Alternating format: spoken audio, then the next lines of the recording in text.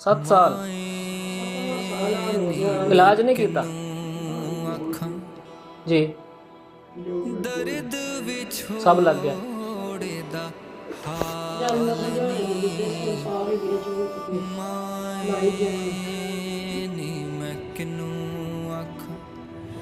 सबर करो बुजुर्गो।